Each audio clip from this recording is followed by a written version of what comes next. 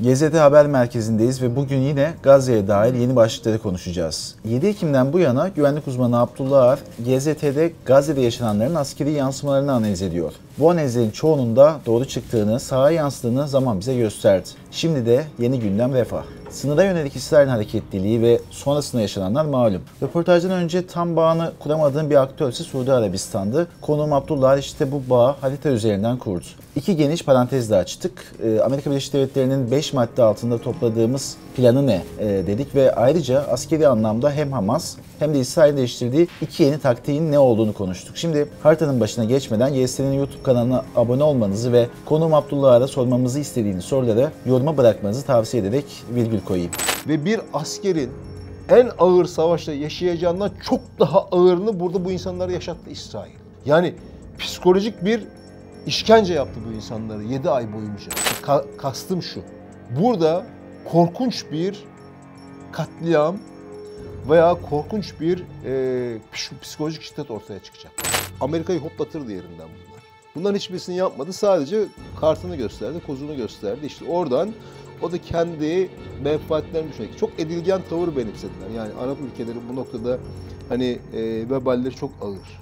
GZT Haber Merkezi'nden herkese merhaba, ben de Okan Gezer. Bugün yine güvenlik uzmanı Abdullah Ar'la birlikteyiz. Alışık olduğunuz gibi haritanın başındayız. Harita üzerinde aslında bölgede yaşanan tüm gelişmeleri aktarmaya çalışıyoruz. Hocam hoş geldiniz diyerek başlayayım.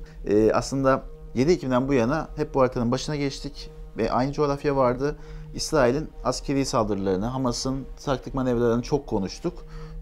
En sonunda aslında şu an refah konuşuyor olacağız ama sizden böyle bir aşama aşama hem bilmeyenler için bir özette olsun istiyorum. Aşama aşama İsrail hangi taktikleri, hangi planları nerelerde uyguladı onu çizerek başlatsak çok iyi olur. Şimdi tabii bir demografik planı vardı. Yani insanları Gazze'den belli bir alana yığma. Şimdi tabii çok şüpheliydi bu. Neden buradan buraya doğru değil? Yani neden güneyden kuzeye doğru değil de kuzeyden güneye doğru insanları tabiri caizse sürdü? Bu çok şüpheliydi. Her zaman bu emare bize acaba dedik insanları hani Netanyahu'nun bir hedefi vardı. Bir teopolitik hedefi vardı. 2,3 milyon insanı Gazze'den çıkartacağız, Gazze'yi yıkacağız ve burayı yeniden inşa edeceğiz. Şimdi hep şu soruyu sorduk. Sina Yarımadası'na buradaki 2,3 milyon insanı sürüp önündeki teopolitik bir set olarak gördü. Gazze'yi o arz-ı memnun için tamamıyla eleme geçirecek. Şimdi bunun şu an hiç bir zaman adını koymasalar bile İsrail'deki ve Amerika Birleşik Devletleri'ndeki aşırı sağcılarla, bu teopolitik kıyametçi kafalarla rasyonelist, jeopolitik kafası olanların çarpıştığı bir evredeyiz.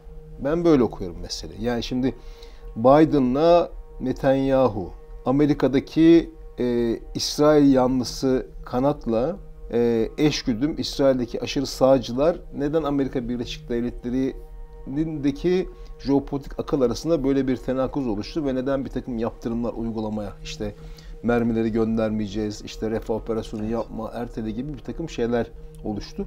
Bunu iyi anlamamız gerektiğini düşünüyorum. Yani şimdi biz tabii şöyle bir cümle kurayım izin verirsen. Karanlıkta bir fil var. Şimdi bu fili tarif etmeye çalışıyoruz. Kimimiz gidiyor işte hortumunu tutuyor, fil budur diyor.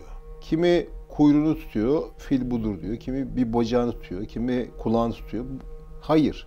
Fili tarif edebilmemiz için kolunu, bacağını, karnını, kulağını, hortumunu hepsini görmemiz gerekiyor. O zaman daha doğru bir analiz yapabiliriz, daha doğru bir anlamlandırma yapabiliriz. Bu açıdan bakıldığında ben şöyle bir soru ortaya atacağım. Refah üzerinden İsrail'deki farklı eksenler ne yapmaya çalışıyor? Amerika'daki farklı eksenler ne yapmaya çalışıyor? Nerede bir denge üretiyorlar ve bir orta yol bulmaya çalışıyorlar? Bu arada İran ne yapmaya çalışıyor? Sünni Arap tabanlı devletler ne yapmaya çalışıyor ve çok ilginç bir şekilde hep ıskaladığımız buradaki Yahya Sinvar, Muhammed Deyfi yani Hamas'ın başındaki komutanlar ne yapmaya çalışıyor? Şimdi bunları görmemiz lazım. Görmeye çalışmamız lazım. Her zaman göremeyiz tabii. Her şeyi bütün parametreleri görmemiz mümkün değil. Bunları görmeden refahı anlayamayız. Şimdi refahtaki meseleyi bir rehine meselesi, işte İsrail ile Hamas arasında kendi istedikleri siyasi sonuca ulaşma meselesi ve buna dair bir kavga gibi algılıyoruz. Hayır, bu değil. Bu sadece bu parametre üzerinden konuşmaya kalkarsanız meseleyi görememiş olursunuz. Ya son derece sığ bir yaklaşım ortaya koyarsınız. Şimdi o yüzden İsrail farkındaysanız yaklaşık 2,5 aydır erteliyor refah operasyonunu ve en son Hamas'ın ben rehine anlaşmasını veya ateşkes koşullarını kabul ediyorum dediği gün başladı. Şimdi onun kabul ettiğim dediği neydi? Onun kabul ettiğim dediği şeyi kabul etmeyip refah operasyonu başlatmasının sebebi neydi? Şimdi burada en önemli olan şey jeopolitik kurgu. Şimdi bugün İsrail içindeki aşırı sağcılar bir şekilde refahı bir hani çerçi dükkanına girmiş bir fil gibi yıkalım geçelim eğilim içerisindeler. Ama iş o kadar basit değil. Kimin açısından? Amerika Birleşik Devletleri açısından. Asıl patron açısından. Asıl patron diyor ki eğer diyor burada bir operasyon yapar ve bu operasyonun sonuçlarını öngöremez ve bunları kontrol edemezsen bir biteviye sonu gelmez bir güvenlik kaosuyla karşı karşıya kalabilirsin diyor. Amerika'nın yani rasyonel aklı ondan söylüyor. Çünkü burada ne olabilir? Şimdi Gazze'yi buraya bu hale getirdik. Evet. Şimdi bu Gazze yıkıldı tamamıyla. Yani 300 binden fazla ev yıkıldı. Şimdi bunları inşa etmek bile 20 sene en az. Yani Gazze'yi. Ne kadar para? 200 milyar dolar örneğin. Bu parayı Araplar verecek bize diyor. Araplar bu parayı bize vermeyecekler diyor. Yani fonlamayacaklar bu işi diyor. Bir diğer tarafıyla diyor sen Araplara bu kadar çok ağır hakaret etmişken ve bu insanları hala burada yok etmeye devam ederken ve şurada 1,3 milyon insan toplanmış. Bunların üzerine eskisinden çok daha kanlı bir operasyon yaparsan bu Araplar bizimle işbirliği yapmayacaklar diyor. Ve cümle bakın çok ilginç. Araplar diyorlar ki biz İsrail'in Gazze'de jandarması olmayacağız. Polisi olmayacağız. Şimdi bu Araplar burada olmayınca, Araplar seninle işbirliği yapmayınca sen Gazze'de bir güvenlik denklemini nasıl oluşturacaksın? Nasıl oluşturacaksın? Şimdi ve bu senin hem enerjini tüketecek, hem moralini tüketecek, hem kaynaklarını tüketecek. Sadece senin enerjini, kaynaklarını ve moralini tüketmeyecek. Benim de enerjimi, kaynaklarımı ve moralini tüketecek. Benim asıl meselem buralarda bir kurgu oluşturup yani Orta Doğu'nun güvenlik mimarisini, yeni güvenlik mimarisini inşa edip ben şeye gitmek istiyorum. Çin'le uğraşmak istiyorum. Yani Güney Çin Denizi'ne gitmek istiyorum. Asya Pasifik'e gitmek istiyorum. Ukrayna'ya konsantre olmak istiyorum. Çünkü Ukrayna Savaşı o açıdan bakıldığı zaman çok daha önemli bir savaş. Evet bu teopolitik anlamda çok önemli bir savaş. Çok sembol bir savaş ama orası jeopolitik anlamda önemli bir savaş. Dünya hakimiyetimle ilgili bir savaş var orada. Oraya dönmem lazım diyor. O yüzden bu işi yapma. Bu işi Araplarla beraber çözelim diyor. Yani hatta Amerika Birleşik Devletleri'nin kurmuş olduğu olayı çok iyi anlatan bir cümle var. Refahı mı istersin, riyatı mı istersin? Şimdi tabii İsrail'de biraz o noktada ihtiraslı olduğu için hem refahı isterim diyor hem riyatı isterim diyor. Bunu da sen ayarlayacaksın diyor Amerika Birleşik Devletleri. Kavga dövüşte biraz oradan çıkıyor. Şimdi işin tarafıyla Amerika Birleşik Devletleri başka bir şey daha söylüyor. Ya diyor şimdi sen burada hani söyleyelim 24 tane taburu vardı Hamas'ın. Bu 24 taburdan 19-20'sini imha ettim diyorsun. Burada 4 tabur var. Bu 4 taburu imha edeceğim. İmha etmek maksadıyla. Hocam 4 tabur neye tekabül ediyor bilmeyenler için? Ya şimdi tabii Hamas'ın askeri yapısı net bir farklı. Yani çünkü paramiliter bir yapı olduğu için düzenli bir ordudaki TMK'ya göre ya Teşkilat Malzeme Kadrosu'na göre bir tanımlama yapamazsın.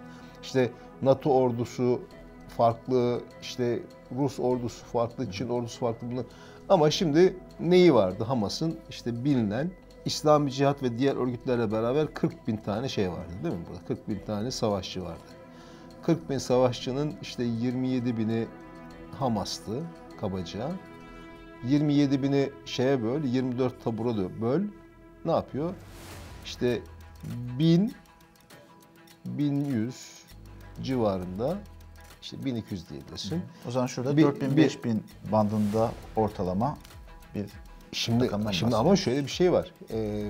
Burada biraz işi deşelim. Şimdi şu ana kadar 35 bin insan öldü değil mi? Evet. 10 bin civarında da kayıp var. 45 bin oldu. Değil mi? Şimdi sorumuz şu. Bu 45 bin insanın ne kadarı Hamas'ta? Bunu hala bilmiyoruz. Evet. Hala bilmiyoruz. Şimdi Netanyahu'nun dün bir açıklaması var. Diyor ki o 30 bin diyor öldürdükleri insan sayısı birebir diyor Hamaslı ve sivil. 14 bin Hamaslı öldürdük diyor. 16 bin de sivil öldü diyor. Şimdi ben burada hemen Netanyahu'nun yalanını ortaya çıkartayım. Mart ayının başında, yani sayı 30 bin civarındayken ölen insan sayısı, Temsilciler Meclisi'nde Amerikan Savunma Bakanı Lloyd Austin soru sordular ona. Dediler ki burada kaç tane kadın ve çocuk öldü? Dedi ki 25 bin. Şimdi ben okuduğum yabancı kaynaklarda hiç bu kadar büyük bir Hamaslı can kaybı görmedim. Yani en iddialı rakam 7 bindi. Hadi diyelim ki 10 bin. Bilmiyoruz. 10 bin. Şimdi ama ne vardı? 40 bin vardı. 40 bin vardı. Değil mi? Evet. O zaman Hamas'ın 3/4'ü hala sağ diyebiliriz. Değil mi? Evet. Hadi 3/4 demeyelim. 3'te 2'si diyelim. 3'te 1'ini imha etti. 3'te 2'si. Şimdi nerede bunlar? Şimdi sorun şu. Onu anlatmaya çalışıyorum. Şimdi burada 4 tabur var diyor. Ama insanları ne yapıyor? Buradan çıkartıyor. Şimdi nereye gönderiyor? Şuradaki Mavasi bölgesine gönderiyor örneğin. Han Yunus'a gönderiyor. Şimdi Hamas kuzeyde tekrar yapılanıyor. Şimdi işte işin asimetrik bir yapı olunca İsrail şunu yapmış olabilir. Yani şu ana kadar yapmış olduğu saldırılarda Hamas'ın 20 taburunun yapısını bozmuş olabilir. İmha ettim dediği. Ama hepsini imha etmiş olması mümkün değil. Rakamlar ortada. Yani Avustin'in söylemiş olduğu rakamlar ortada. Ya ben Avustin'e bu noktada daha çünkü onların böyle bir mekanizması var. Onlar kendi Temsilciler Meclisi'nde ve Senato'da tabiri caizse hesap veriyorlar. Evet. Orada yanlış bir rakam kullanmasına ihtimal vermiyorum. Çünkü kendi devletine karşı bir yalan söylemiş olur ki senatosuna seçilmişine başı ağır belaya girer. Bu rakamı doğru kabul ediyorum. Şimdi bu rakamın üzerinden baktığın zaman Hamas evet çok ağır darbe aldı ama hala hayatta. Evet. Ve şu an kuzeyde, yani sadece burada değil, burada yapılanıyor. Şimdi İsrail diyor ki ben şeyin peşindeyim. Sinvar'ın peşinde. Yahya Sinvar'ın peşindeyim. Ama istihbarat raporları Yahya Sinvar'ın Refah'ta değil Han Yunus'ta olduğunu söylüyor. Han Yunus'un altındaki tünellerde olduğunu söylüyor. Yani bölgedeki en derin tünellerin Han Yunus'ta olduğu söyleniyor ve Yahya Sinvar burada sadece iyi bir gizlenme değil, aynı zamanda iyi bir korunma sağlıyor kendisi. Korunmayı kimlerle yapıyor? Rehinelerle yapıyor. Yani şehir etrafında sadece Hamaslı savaşçılar yok. Rehineler de var. Yani İsrail örneğin bir yerini keşfetti, vuracak, vuramıyor. Niye? Çünkü etrafında rehineler var. Yani o da ona göre, kendine göre bir oyun oynuyor. Varlığını bu şekilde devam ettiriyor. Garanti altına almaya çalışıyor. Şimdi bir diğer tarafıyla nokta operasyonları da bu engelliyor. Şimdi bu açıdan bakıldığı zaman büyük bir tıkanma var. Şimdi burada tabii iki gücün, İsrail ve Amerika içindeki iki gücün kapıştığını görüyoruz. Bunu ısrarla vurguluyorum. Yani benim yakalayabildiğim en önemli parametre bu. Diyor ki çıkartalım bunları, duvarı patlatalım. Mısır'a ya gönül rızasıyla kerhen ya da zorla kabul ettirelim ve biz burayı tamamıyla boşaltalım. Ama bu da çok büyük riskler üretiyor. Yani biraz önce bahsetmiş olduğumdan daha ağır riskler üretiyor. Yani ne var işin içerisinde? İran'ın ekmeğine yağ sürmek var orada. Amerika diyor ki o İran ekmeğine yağ sürme. Çünkü biz diyor bu sefer Araplarla bırak işbirliği yapmayı, kapışmak zorunda kalabiliriz. Evet, karşı karşıya gelmedi. Yani adam şimdi sonuçta Mısır evet çok zayıfladı, ekonomisi zayıf. İşte bir şekilde Sisi ile Amerika Birleşik Devletleri ilişkileri, İsrail ilişkileri pek çok prangayla da kendisini göstermiş. Ürdün hakeza ama şimdi adam bir cümle kurdu. Ben dedi bunu savaş sebebi sayarım. Aynı cümleyi Ürdün de kurdu. Şimdi sen bu cümleyi kurdun, ondan sonra bunu kabul etti. Duvarı patlattılar, başını eğdin. Bunu Mısır toplumuna nasıl anlatacaksın? Arap toplumuna nasıl anlatacaksın? Kendi siyasi iddiana nasıl anlatacaksın? Yani burada işbirliğinden mahrum olmak değil, burada karşıtlaşma riski var. Ve orada ne çöküyor? Orta Doğu'nun yeni güvenlik mimarisi hepten çöküyor. Şimdi bahsetmiş olduğum mesele işin merkezinde o var. Şimdi biz hep tabii refahtaki insani dram elbette konuşacağız. Elbette ki vicdan sahibi olan herkes buradaki katliamlara, savaş suçlarına karşı duracak. Ama oradaki adamlar meseleye bunun üzerinden bakmıyorlar. Oradaki insanlar bu işe jeopolitik menfaatler üzerinden bakıyorlar. Amerika'nın buradaki yapmaya çalıştığı şey ne? En başta yıkılma riskiyle karşı karşıya kalınan özelde Suudi Arabistan İsrail işbirliği. Ama sadece o değil. Bak bu en önemli konu budur. Şimdi 7 Ekim saldırısından önce işler ne üzerinden gidiyordu? 1. Suud-İsrail anlaşması. Evet. Nükleer angajmanlı. Nükleer angajmanlı. Atom bombası. Tamam Ciddi mı? bir normalleşme süreci Şimdi bekleniyordu. bu konu en önemli konu. Evet. Anlatacağım şimdi biraz sonra. 2. Birleşmiş Milletler indinde yapılan Avrupa Birliği'nin İsrail ile Filistinleri yakınlaştırma süreci. BM süreci. 3. İbrahim Anlaşmalar. 4. IMEC. 5. Şu bölgedeki enerji. Bunun üzerinden gidiyordu her şey. Evet. Şimdi bunların hepsi baskı altında kaldı. Bir başka ne oldu? Bir de Türkiye ile Batı dünyasının ilişkileri sarsıldı. Şimdi bu İsrail çok istediği bir şey değil. Evet, şu an iş oraya gitti ama İsrail bunu istiyor mu? Hayır, istemiyor. Türkiye bunu istiyor mu? İstemiyordu çünkü bir süreç vardı zaten. Şimdi dibini gördük. Bu kimin işine yaradı? Kim bilir? İran'ın Avrasya'nın işine yaradı. Yani şimdi bunu konuşuruz. Bizim özelimizde değiliz şu an. Evet. Yani bir diğer tarafıyla Türkiye ile Azerbaycan'ın ilişkileri baskı altında kaldı. Azerbaycan'ın İsrail ile ilişkileri baskı altında kaldı. Bunun üzerinden. Evet. Şimdi bu kurgulandı mı? Yoksa 7 Ekim'in doğal bir sonucu olarak ortaya çıktı mı? Bunu tartışırız. Ama jeopolitikte bazı şeyler, kavramlar vardır. Tesadüflere yer yoktur örneğin. Tamam. Çok yani üst düzey akıllar. Bununla ilgili belgeler de var aslında. Gireriz. Şimdi tabii bizim insanımız duygusal baktığı için olayı farklı algılıyor. Hayır, burada tam anlamıyla bir akıl savaşı var. Ve bu akıl savaşında büyük vicdansızlıklar var. Çünkü menfaatleri var. Çünkü küresel konumlanma şekilleniyor minicik bir yer üzerinden ve masum insanların kanı ve canı üzerinden. Ve birileri bunu kullanıyor. Evet. Şimdi bunu doğru okumalıyız. Bu doğru okumanın içerisinde duygulara çok fazla yer yok. Tabii biz de bunları anlatırken böyle yaklaşınca bir sürü kulp takmaya kalkıyorlar. Yani İran'a bulaştığımız zaman Amerikancı, İsrailci diyorlar. İsrail Amerika'ya bulaştığımız zaman İrancı diyorlar. Evet. Yok, ben tekrar söyleyeyim burada, hatırlatayım. Biz Türk'üz. Biz meseleye Anadolu üzerinden bakmaya çalışıyoruz. Yani hatta daha da öteye götüreyim. İşin içerisinde teopolitik boyutlar olduğu için gerçek bir Müslüman gözüyle bakmaya çalışıyoruz. Yani kriterlerimiz menfaatlerimiz değil. inancın ortaya koymuş olduğu normlar, ilkeler, kavramlar, kurallar.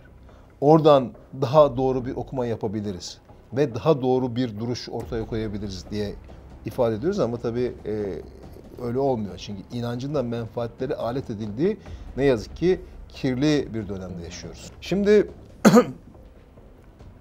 diyeceğim şey şu.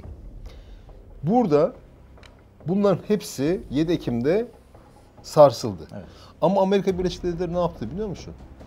Hiç plandan vazgeçmedi. Özellikle Suudi Arabistan'la İsrail arasındaki plandan hiç vazgeçmedi. Ve meseleye hep şu gözden baktı.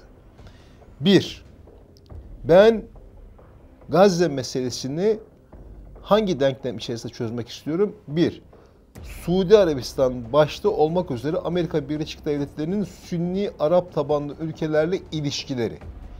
İki, İsrail'in Suudi Arabistan başta olmak üzere Sünni Arap tabanlı olan ülkelerle ilişkileri. Üçüncü parametrede bu ilişkilerle birlikte Gazze meselesinin çözümü. Biz böyle çözeriz bu işi dedi. En doğrusu budur dedi. Ve burada İsrail'le karşı karşıya kaldı. İsrail'le karşı karşıya kaldığı şey Refah'taki yapılacak operasyon. Diyor ki bak diyor benim diyor Sünni Arap tabanlı ülkelerle olan ilişkimi bozacaksın diyor. Benim küresel jeopolitik kurgumu, bölgesel jeopolitik kurgumu bozacaksın diyor. Yapacaksan yap diyor. Ama benim menfaatlerime zarar vermeden yapma. Yap diyor. Yapacaksan yap ama kendinin başını belaya sokmadan, onun üzerinde de benim başımı belaya sokmadan yap diyor. Yani aralarındaki yaklaşım, hedef aynı ama metot farklı.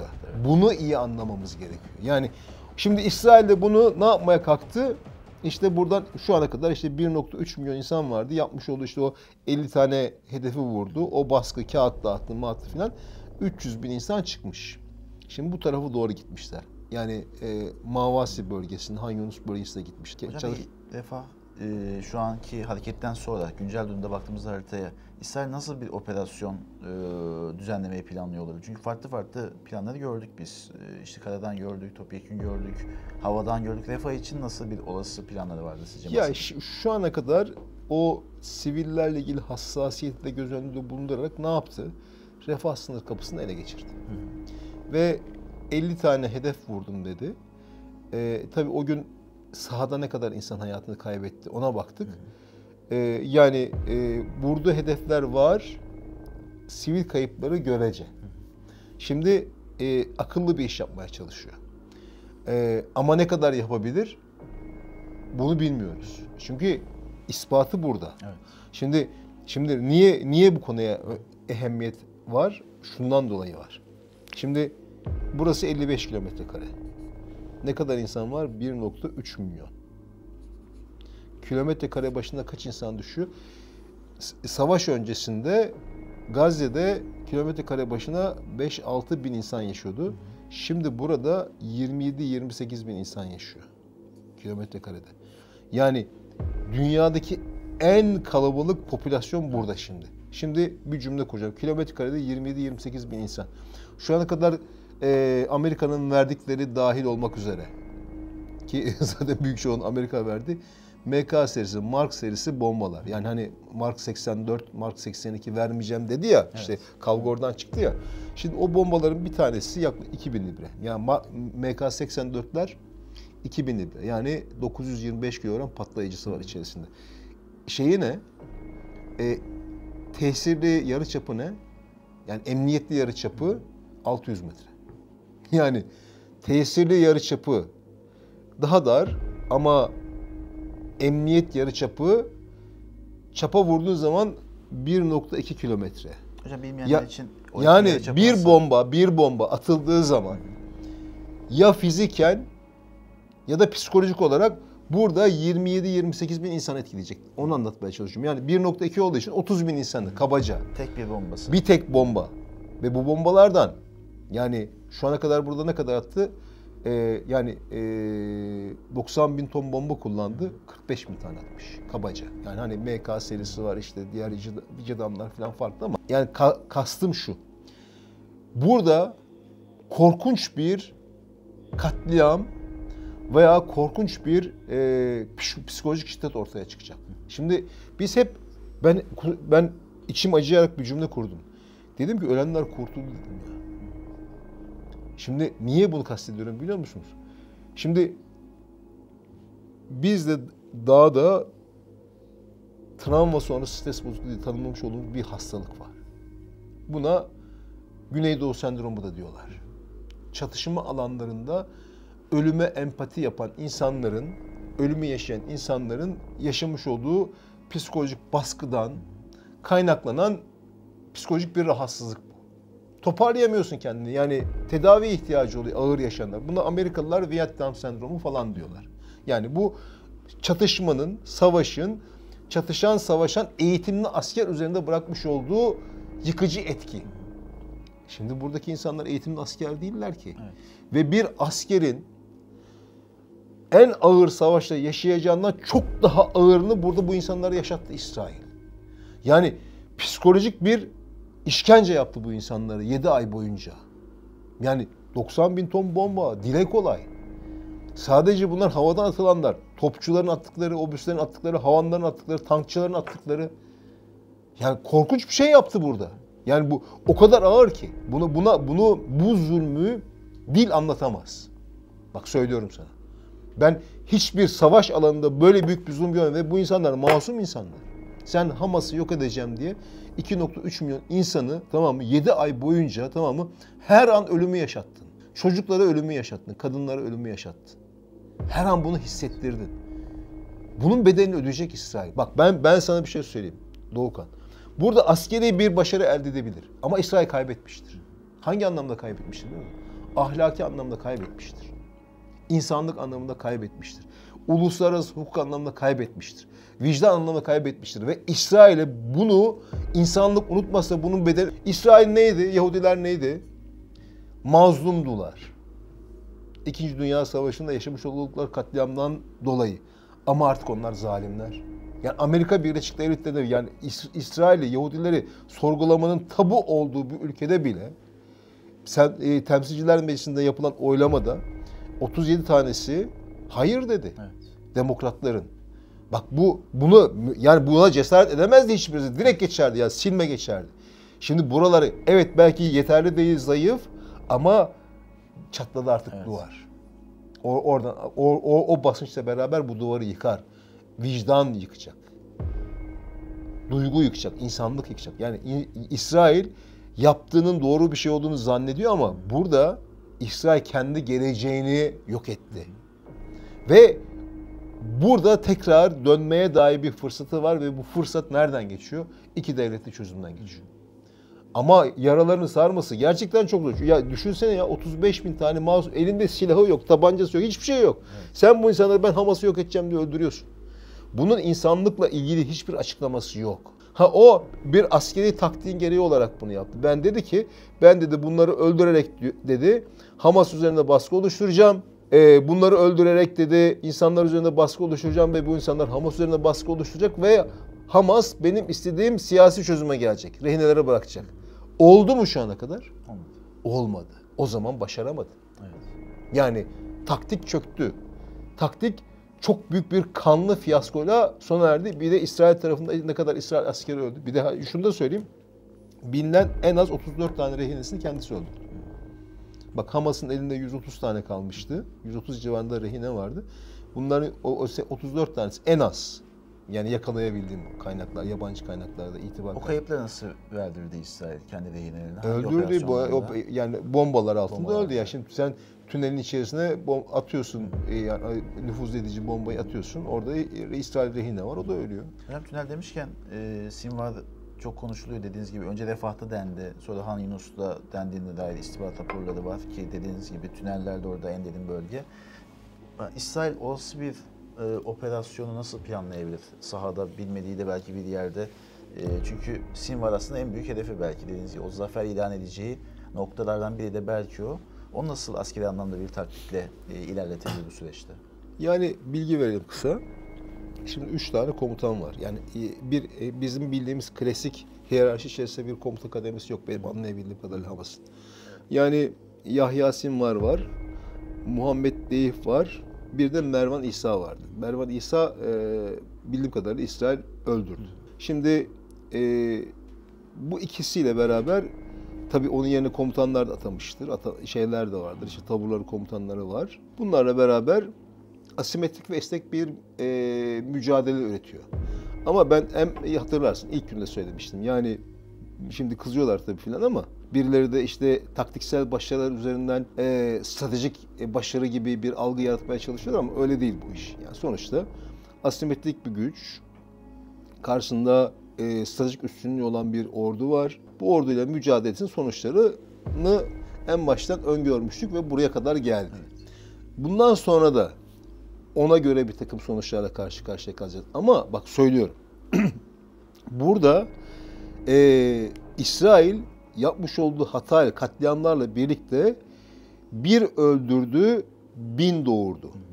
Şimdi bu işi barışla çözebilir, silahla çözemez. Onu anlatmaya çalışıyorum. Yani hani bir aklı selim üretmeye çalışıyorum. Bunu da Gazze'deki masumları daha çok öldürmesin diye söylüyorum.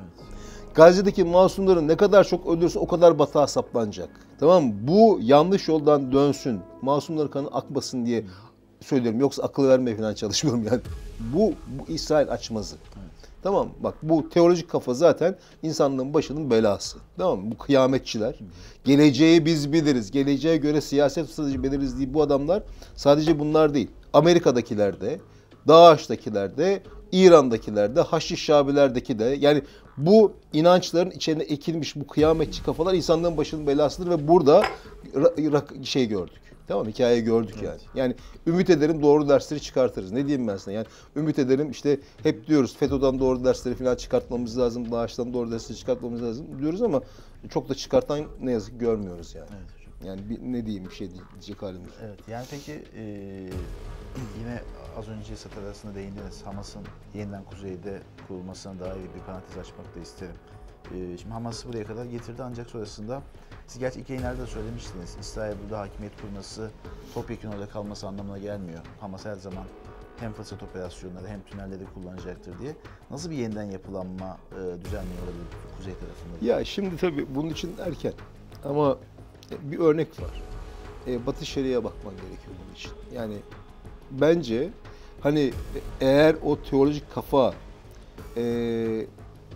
buradaki insanları buradan çıkartmayı beceremezse, bununla ilgili açmazlarını görüp, daha derinleşen sorunları görüp, meseleyi Gazze içerisinde çözmeye çalışırsa model Batı Şeria'da.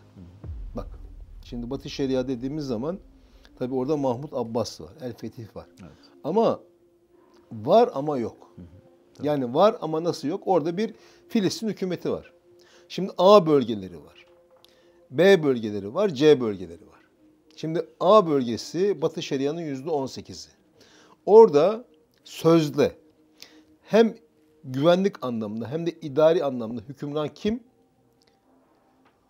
Abbas hükümeti. Evet. B bölgesi %21. İdari anlamda Mahmud Abbas hükümeti, güvenlik anlamında İsrail.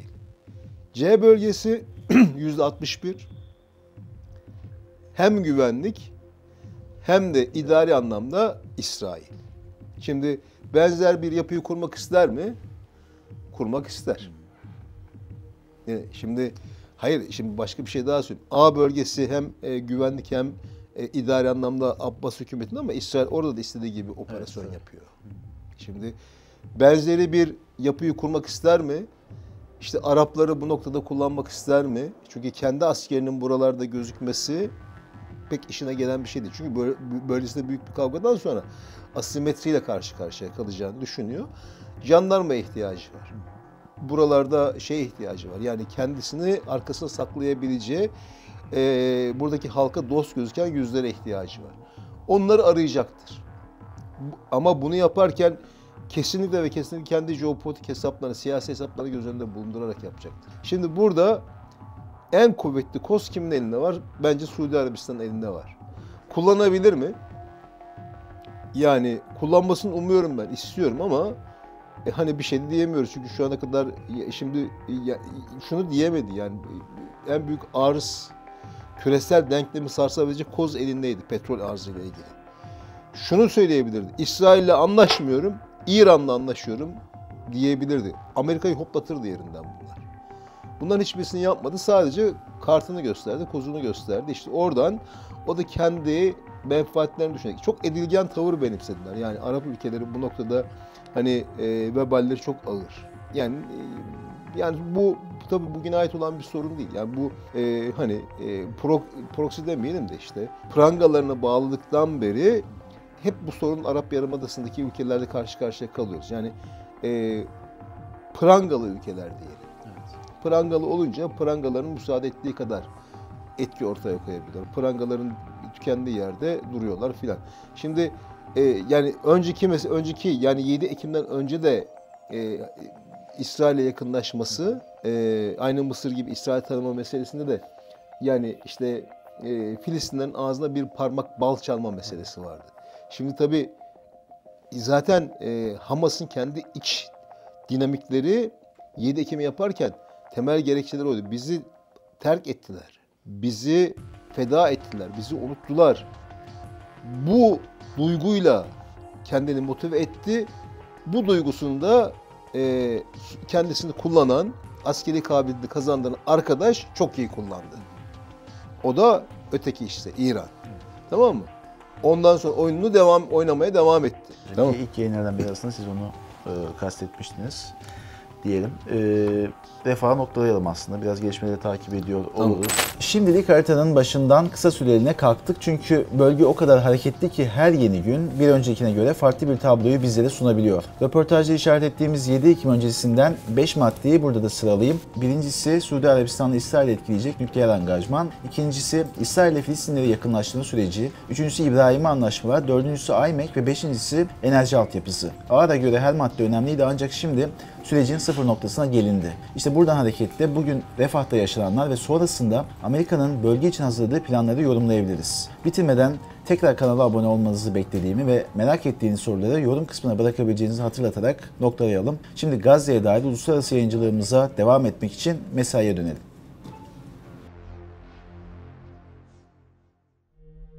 Yani Hamas'ın başındaki komutanlar ne yapmaya çalışıyor? Şimdi bunları görmemiz lazım. Görmeye çalışmamız lazım. Her zaman göremeyiz tabii. Her şeyi, bütün parametreleri görmemiz mümkün değil.